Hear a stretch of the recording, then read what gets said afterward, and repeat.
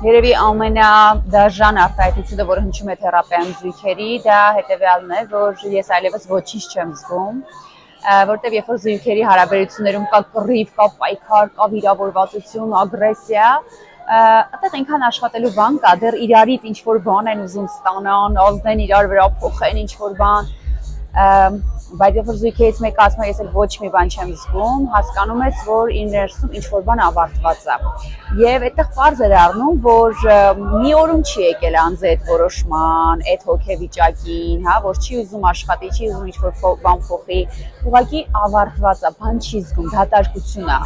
Դա երկար ճանապարհ է եղել, որի միջով անձը անցել է, ու այստեղ մի հատ կետ կա, որ հաճախ մենք թերապևտներս է կարող ենք ձախողվել, եւ շատ հաճախ շատերը ձախողվում են, որ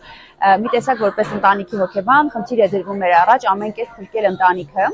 բայց այստեղ շատ կարևոր է հասկանալ, որ մեր դերը պետք է լինի ոչ թե այդ ընտանիքը մի րոպե շուտ փրկելը, այլ նախ փորձել հասկանալ ինչ ճանապարհ է անցել այդ մարդը եւ ինչ է զգացել այդ ճանապարհին, փորձել հասկանալ ինչ է իրականում կորցրել, ինչ կորուստ ունի այս անձը, փորձել հասկանալ իրականում ինչը կարող է իսկապես բերել կամ որ միասին իրենք գտնեն դեպի իրար նոր ճանապարհ կամ երբեմն ինչու ոչ ուղղակի հարգանքով հարգալից հրաժեշտ տան։ Սա եւ որպես ընտանիքի հոգեբան եւ որպես ընտանիքը որպես արժեք համարող մարդ ինձ համար իսկապես դժվար կետ է, բայց այո, լինում են հարաբերություններ, որ մենք հասնում ենք այդ կետին, որ ուղղակի պետք է հարգանքով հրաժեշտ տան։ Դրա համար հիմա առաջարկում եմ, որ եթե ինձ լսողներից կան մարդիկ, որոնք զգում են, որ հարաբերությունների մեջ էլ տալու վերցնելու հարց չունեն, կոնֆլիկտ չկա, կռիվ չկա, վիրավորանք չկա, այլ կա ուղղակի դատարկություն։ Մի պահ փորձեք հասկանալ իսկապես ձեր զուգընկերը, ով հայտնվել է այդ հոգեվիճակում,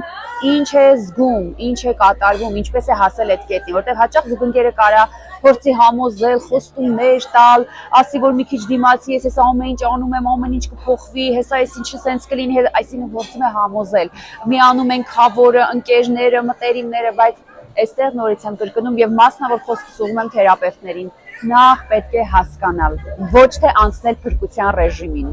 Թերապևտը չպետք է մտնի այն դերի մեջ, որով ինքը ուզում է փրկել, որտեղ այդ դեպքում ստացվում է, որ մենք դաշինքի մեջ ենք մտնում այն անձի հետ, ով ուզում է ընտանիքը պահել։ Իսկ մյուս հեռացող զույգի մոտ դա ուղղակի կբերի դիմադրության, կբերի նրան, որ այս անձը ինձ չի հասկանում, ես արդեն որոշել եմ, իսկ նա ինձ չի լսում։ Դրա համար անչափ կարևոր է, որ մենք փորձենք նախ հասկանալ, նախ լսել, նախ տեսնել այդ հուզական սպառումը, նախ տեսնել այդ ձախողած փորձերը, որ այդ մարդը տարիներ շարունակ այդ երկար ճանապարհի ընթացքում փորձել է, չէ՞ որ ինչպես ես արդեն ասեցի, նա մեկ օրում չի եկել այդ կետին։